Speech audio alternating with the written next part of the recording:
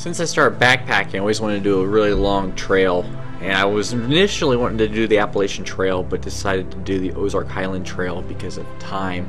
I didn't want to be away from my daughter for 6 months, so I figured 2 weeks was probably reasonable to do a trip like this. Here is day one. It originally starts at a state park, but the trail's closed, and so it starts at Dockerys Gap. And then I went from there up to White Rock Mountain. And here's picture me at Dockerys Gap right after my granddad dropped me off. And about a mile I saw a waterfall, very beautiful waterfall. It was not really that much, but it was a nice thing to see first time there. And I ended up at White Rock Mountain, beautiful place. Day two, I woke up there at the foot of Rock Mountain, decided to walk around and take some pictures and then proceed on up to my next point. Here are some pictures of White Rock Mountain. Very beautiful. They got cliffs at the foot of them. They got a trail go around the cliffs. And there's my campsite. Kind of zoom out of there, do a little special effect there for you. And then I went to Spirit Creek area. And there's some really neat waterfalls and rocks to crawl around on. And this is right up before you get to Spirit Creek. And this is kind of a hint of what Spirit Creek was like. And it was really neat. The water's going and it just sounded beautiful. And I got a picture over there about that waterfall we'll see shortly.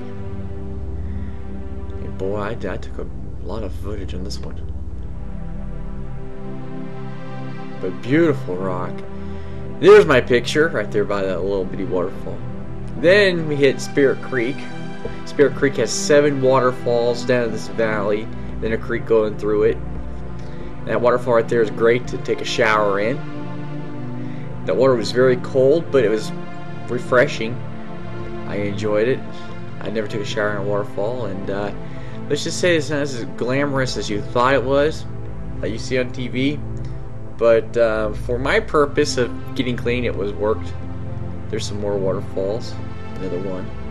Beautiful place. And then day 3, I left there and went up to Whiting Mountain.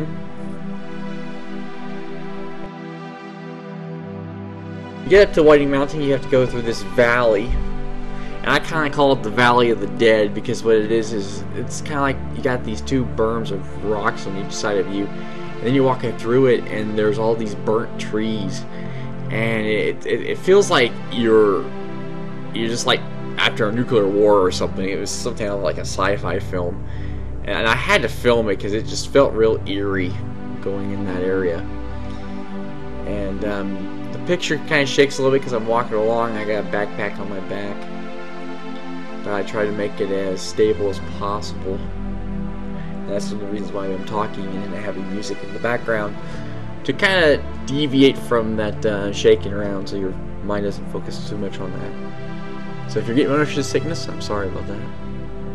But I just want you to see what I saw.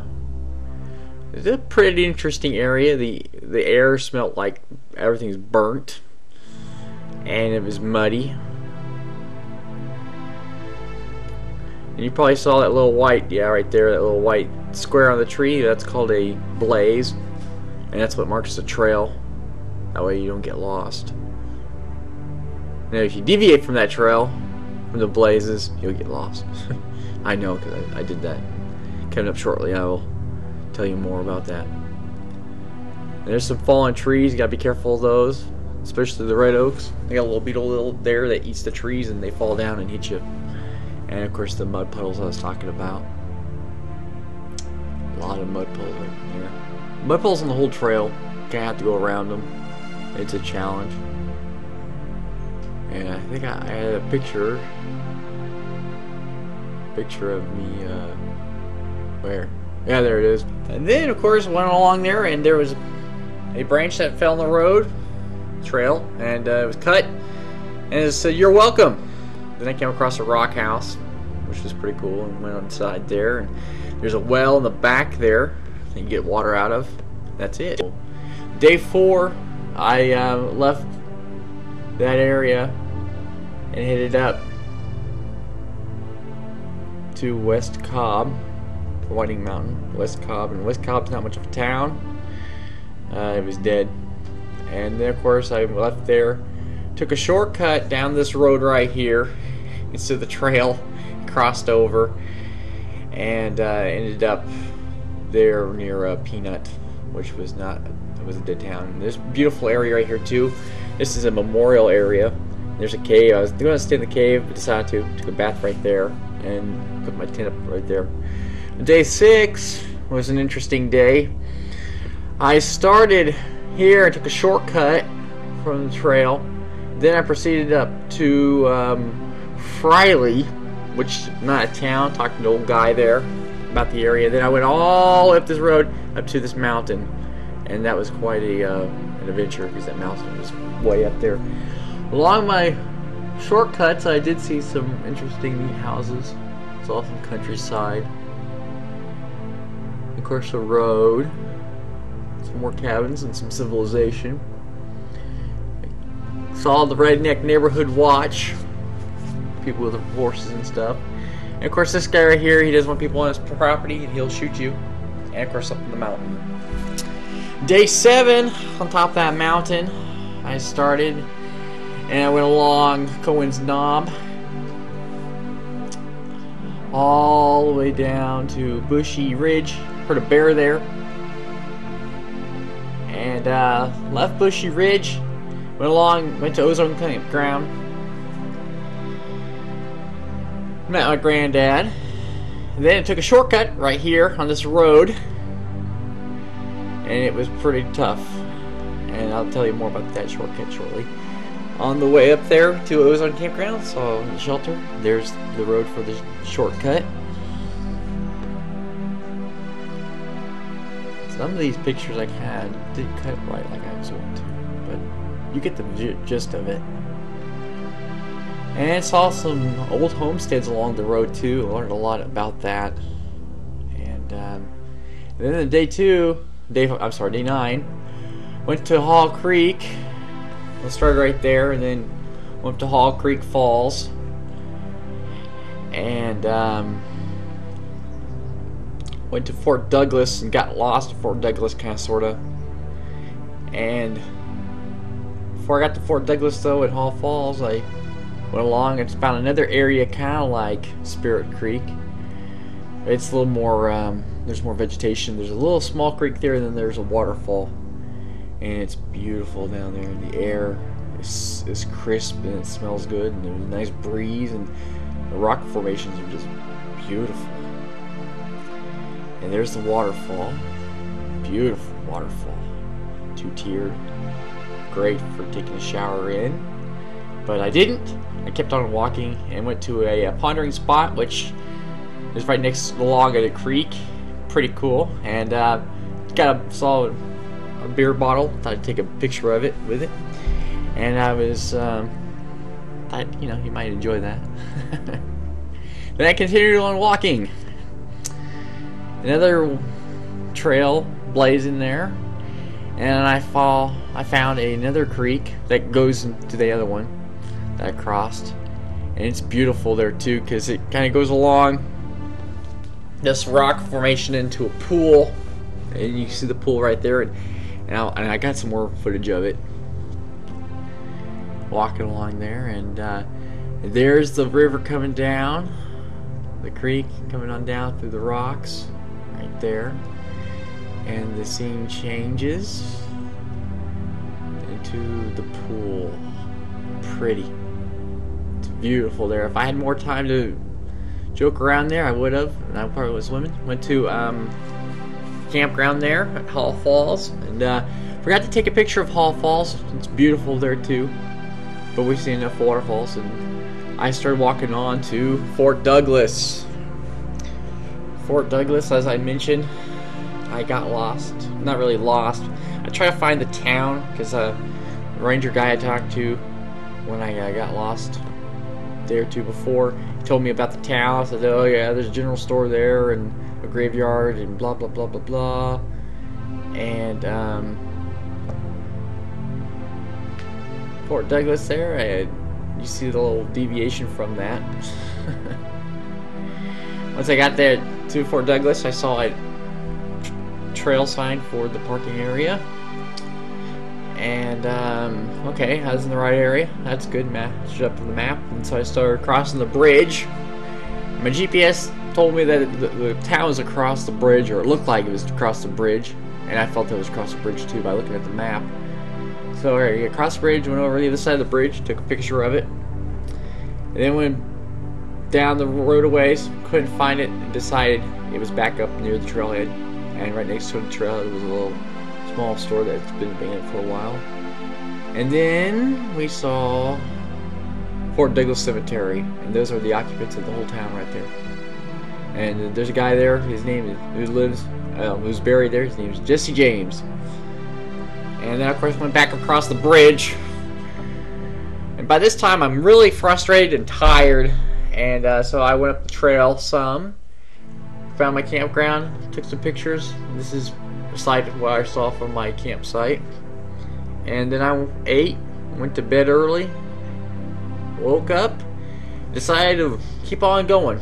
Now there's a bypass, as you can tell, on this trail right there. You can either go see the natural bridge, or you can bypass it and keep going. And so I did. And then I went up to Chancel, and Chancel wasn't exciting at all. And then I went down to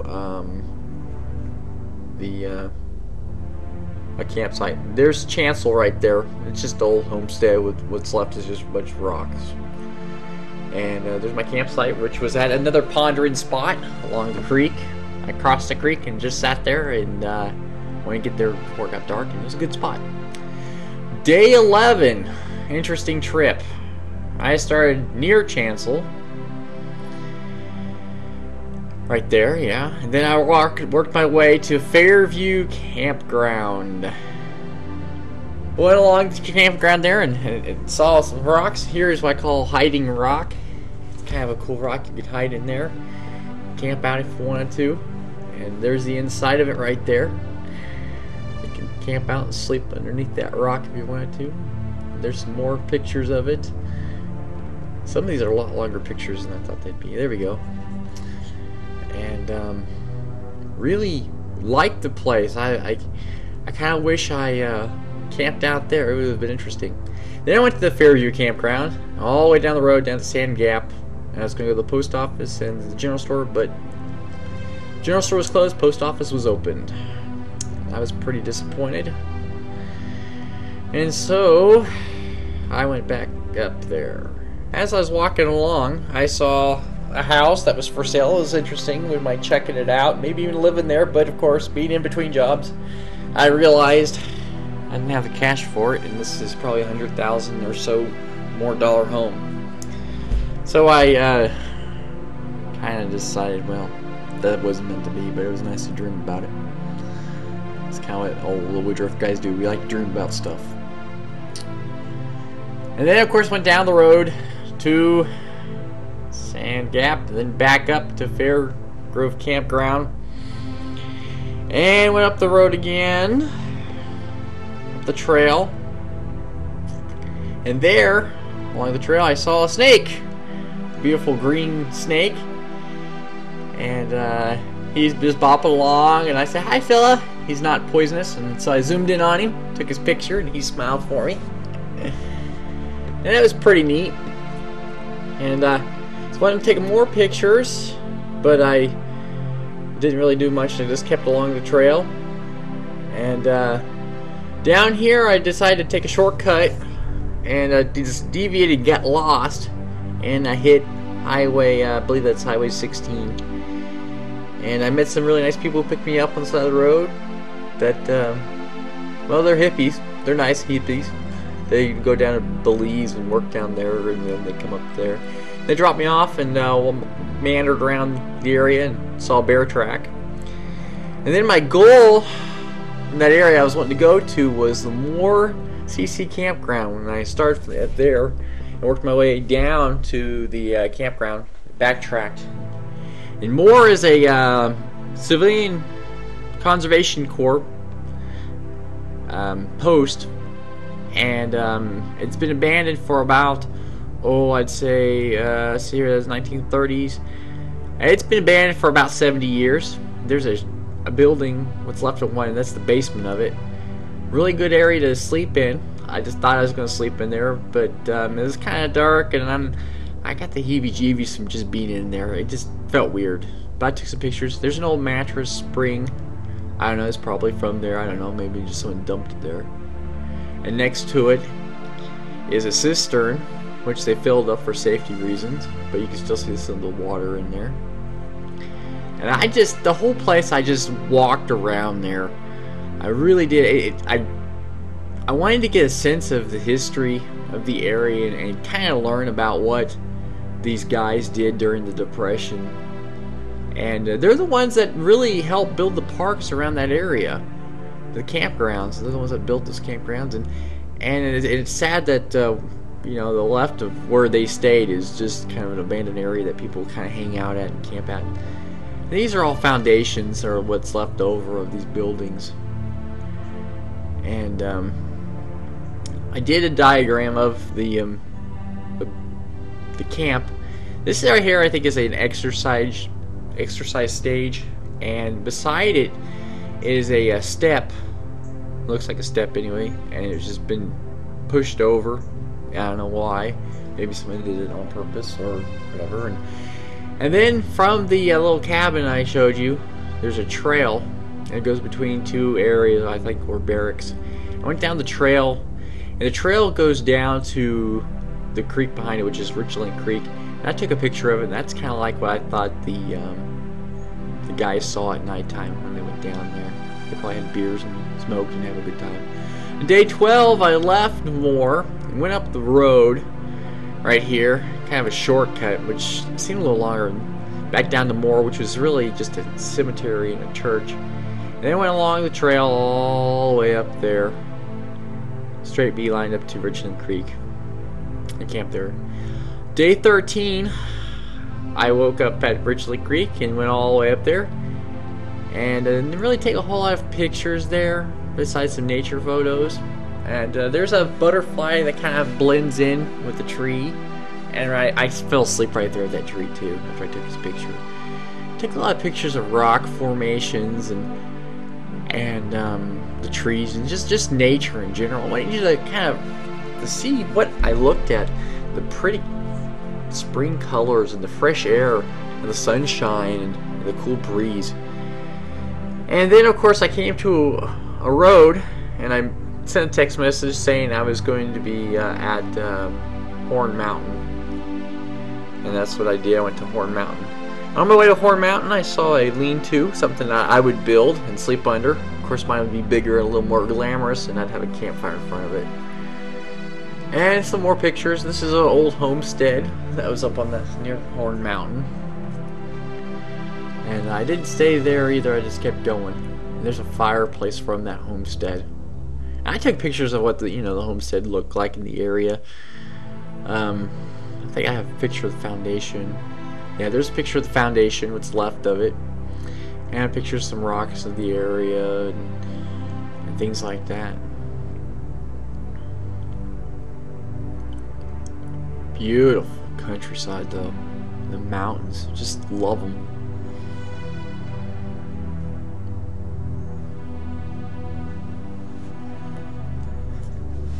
I hiked an average of about 10 miles a day. Sometimes I'd hike even more than that. And I took some pictures of some of the vegetation I saw, like this right here. I call it the Indian toilet paper because it's kind of soft and you can use it to, well, wipe your butt. And then I saw these things. I called them little, I don't know, palm trees, trail trees or something. They look like little palm trees along the side of the trail. And I saw those things everywhere. I don't know what the name of them. I gotta get a book and find out. Saw some more rock formations, and of course, since I'm on top of a mountain. And also I saw these really beautiful blue, I guess they're blue. I don't know, being colorblind, I don't know. Blue little flowers. Those are pretty. And they smell good too. And then day 13, well, I just stayed there at, like I said, Horn Mountain, camped out, and I was excited because that was the last day, and I took made a fire and maybe something to eat. Beautiful campfire. I love the smell of campfire, especially kills off the bugs. Day 14 was my last day. Started at Horn Mountain, of course, and just worked all my way up the trail. Got to the road there, and I got some footage of the road. But I want to show you some pictures of what my camp kind of looked like inside my tent. There's my sleeping bag and my backpack. It's kind of a mess, close quarters inside that tarp. And of course, my feet always hurt, and I had blisters on them, so I used some moleskin, some duct tape that my grandfather gave me, and taped up my feet. I thought I'd show you that, kind of show you the agony I was going through, and the pain I endured as I walked along this trail. Like I said, I did on average of 10 miles a day. There's the moleskin, the duct tape, and of course my pocket knife. The duct tape's wrapped around the bottle to, well, conserve room and to conserve weight. Saw some cacti along the trail. This is the only cacti I saw along the trail. It was on top of a rock. Pretty cool. Near a waterfall. And there's these little stacked rocks they use to mark kind of the trail. When they can't use blazes, they'll use those to kind of give you a heads up of, well, this is where the trail's supposed to go. And I saw some elk along the way in that area. Elk in this area is the only area that elk is in, as well as the bears. And I saw mountains coming off the trail to the road, and I knew I was in the right spot because I saw a sign that said trail. So I knew I was on the trail. Then I saw another sign that said the Ozark Highland Trail, and Lake Fort Smith, 161 miles. And I knew 161 miles would be a road, and so that's what I did. I followed the road, followed it north. And the road is 4 miles long, and I just kept walking, and I'd stop every once in a while, take some pictures of like this tree and the flowers on it. It's beautiful. And of course, it's a nice sunny day. I saw some tracks for a horse along the road, so I knew I was close to civilization. And I was pretty excited about being close to civilization. You know, I started seeing stuff that looked familiar, like cows and pasture, and of course the mountains. It kind of reminded me of Missouri almost, except for the mountain part. And I kept walking along the road again, and walking, and came up to another homestead, took a picture of it, and just trying to imagine what it would be like to live in this area during that time. Took some more pictures of mountains. I know these pictures aren't the most exciting, but you know, I found an old barn along the side of the road, took a picture of it, and then I went inside the barn and took a picture of it too. This is the inside of the barn.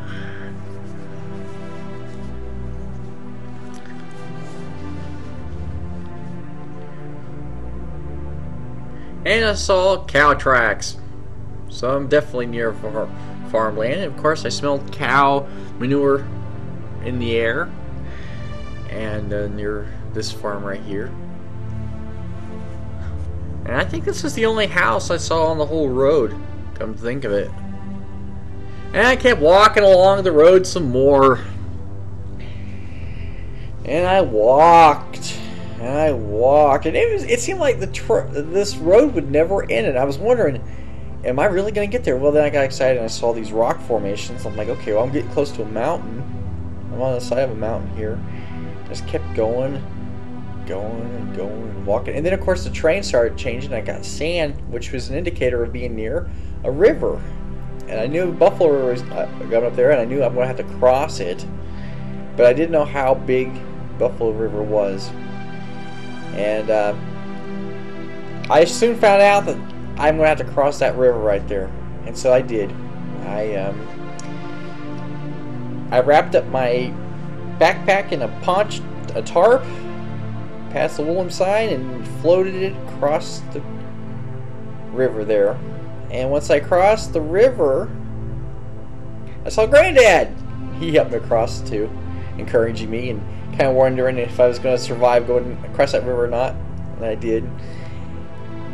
There I am, needing a shave, and smelling probably bad, but Granddad didn't care. He said he smelled just as bad, probably, and He and Grandma both were very helpful on my trip. He picked me up, brought me supplies, and he also dropped me off to begin the trail. So I appreciate what they did for me. And that's it of my trip. Thanks for watching.